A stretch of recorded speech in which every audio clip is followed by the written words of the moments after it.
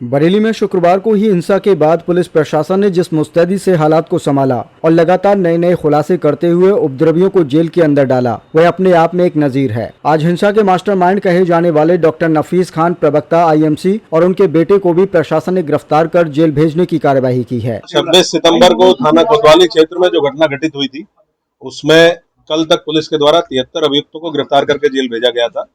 आज टोटल 8 अभियुक्तों को पुलिस के द्वारा गिरफ्तार किया गया है, जिसमें 2 अभियुक्त पुलिस मुठभेड़ के दौरान थाना सीबीगंज की टीम के द्वारा गिरफ्तार किए गए हैं। इसके अलावा 6 अन्य अभियुक्त हैं, जिसमें थाना कोतवाली के द्वारा डॉक्टर नफीस खान पुत्र अब्दुल वहीद और फरमान खां पुत्र नफीस खान, ये 2 अभियुक्त गिरफ्तार किए गए हैं।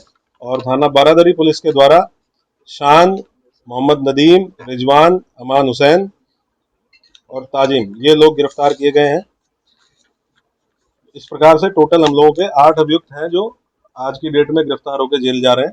टोटल पुलिस के द्वारा अब तक 81 अभियुक्त इसमें गिरफ्तार किए जा चुके हैं। हम लोगों की टीमें सीसीटीवी के माध्यम से, ICCC कंट्रोल रूम के जो फुटेजेज उपलब्ध हैं उसके माध्यम से, ड्रोन की जो फुटेजेज उपलब्ध हैं उसके माध्यम से लगातार इस आइडेंटिफिकेशन के लिए लगे हुए हैं कि कौन कौन ऐसे लोग थे जो भीड़ को उकसाने में और भीड़ को एग्रेसिव बनाने में शामिल थे। हम लोगों का मेन फोकस उन लोगों के ऊपर है जिन्होंने इस पूरे प्रोटेस्ट को ऑर्गेनाइज करने में और जो वहां पे भीड़ एकत्र हुई उसको एग्रेसिव बनाने में जिनकी अहम भूमिका थी, उसके संबंध में हम लोग इन्वेस्टिगेट कर रहे हैं। जो भी और लोग इसमें इस तरह की भूमिका में प्रकाश में आएंगे, हम लोग उसके खिलाफ कार्रवाई करेंगे। सर, ये जानकारी मिली कि जो नमाज का टाइम था वो भी बदला गया था, पहले क्या था, किस तरह से चेंजिंग की गई थी, क्या कहते किया गया था? ये सुबह जब वीडियो अपील जारी हुई उसके बाद नमाज का समय चेंज करते हुए अक्रॉस द सिटी 1 बजे कर दिया गया था और उसके यही अपील भी अलग अलग व्हाट्सएप ग्रुप्स के माध्यम से की गई थी। 1 बजे के बाद नमाज पढ़ने के बाद लोग 2:30 बजे नौमेला मस्जिद पे इकट्ठा हो और वहाँ से इस्लामिया ग्राउंड कूच किया जाएगा, जो कि जो मैंने पहले भी बताया आपको कि एक सिंगल पॉइंट था इस्लामिया ग्राउंड, जहाँ पहुँचने के लिए लोगों के द्वारा अपील की गई।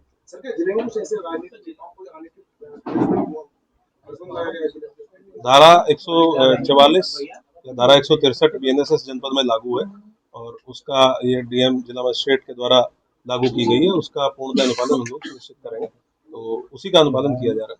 डॉक्टर नफीस ने सब पूछताछ में क्या बताया कि कब से प्लानिंग चल रही थी इस पूरे बवाल को करने की, कहाँ से लोग बुलाए गए थे? जो कोतवाली पुलिस के द्वारा गिरफ्तार किया गया है डॉक्टर नफीस और उनका पुत्र, इससे पूछताछ में ये बातें प्रकाश में आई है कि 19 तारीख को जब ये अपील जारी की गई लगभग 1 हफ्ता पहले, और उसके बाद लगातार संवाद स्थापित किया गया और बताया गया कि इस प्रकार का कोई भी कार्यक्रम लॉ एंड ऑर्डर के पॉइंट ऑफ व्यू से, क्योंकि त्योहारों का समय है और उसके साथ साथ पहले भी इस तरह के जब कार्यक्रम हुए हैं तो काफ़ी समस्याएं पैदा हुई हैं, बहुत घटनाएं हुई हैं, तो इसको करना उचित नहीं रहेगा, इसलिए इसकी अनुमति नहीं दी गई।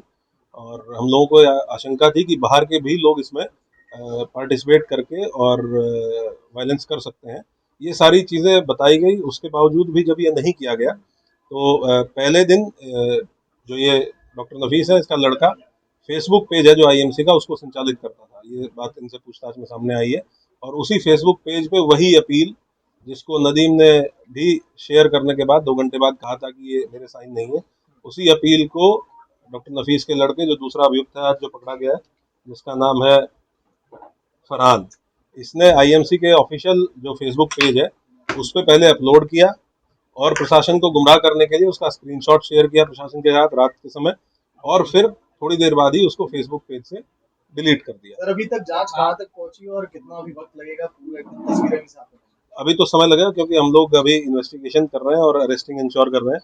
उसके साथ साथ अलग अलग टीमें, उसके साथ साथ जनपद में त्योहार का समय है तो हम लोग लॉ एंड ऑर्डर ड्यूटीज़ में भी काफ़ी फोर्स हमारी एंगेज है, बाहर से भी काफ़ी फोर्स लगी हुई है। और जैसे जैसे हम लोग डेली बेसिस पे शाम को आपके साथ सारी प्रोग्रेस शेयर करते हैं, जो भी गिरफ्तारियां हुई, पूछताछ में क्या बातें प्रकाश में आई और जो भी नई चीज़ें प्रकाश में आती हैं उसके बेसिस पे इन्वेस्टिगेशन को आगे बढ़ाएंगे। ये नंबर तो आपको जब इन्वेस्टिगेशन कंप्लीट हो जाएगी तभी दे पाएंगे कितने लोग, लेकिन डेफिनेटली जो अब तक गिरफ्तार हुए हैं, बाहर के अभी तक हम लोगों ने जो आज भी 2 व्यक्ति पुलिस मुठभेड़ में पकड़े गए हैं वो जनपद शाहजहांपुर के रहने वाले थे, जिसमें पूछताछ में पता चला है कि नदीम खान जो जेल गया है, जो जनपद शाहजहांपुर का रहने वाला है, उसके द्वारा इनसे संपर्क स्थापित किया गया था। और बाकी भी हम लोग पता कर रहे हैं, हम लोग सर्विलांस के माध्यम से भी। तो पश्चिम बंगाल और बिहार के कितने लोग हैं?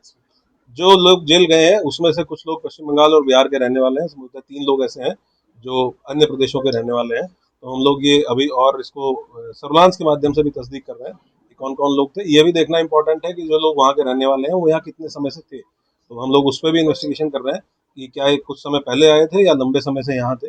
जैसे चीजें क्लियर होंगी हम लोग शेयर। डॉक्टर नफीस खान को जेल भेजने के बाद बरेली की जनता को सुरक्षा का एहसास दिलाने के लिए बरेली पुलिस प्रशासन डीआईजी अजय कुमार साहनी के नेतृत्व में शहर के नोवेल्टी चौराहे से बिहारीपुर की तरफ रूट मार्च किया गया। रूट मार्च में लगभग 4000 पुलिसकर्मी मौजूद थे। रूट मार्च के साथ एसपी सिटी मानुष पारेख और एसपी साउथ अंशिका वर्मा भी मौजूद रहीं। देखना शुरू कर चुके हैं जनमाध्यम। हम हैं जनमाध्यम, बनेंगे आपकी आवाज़ का माध्यम।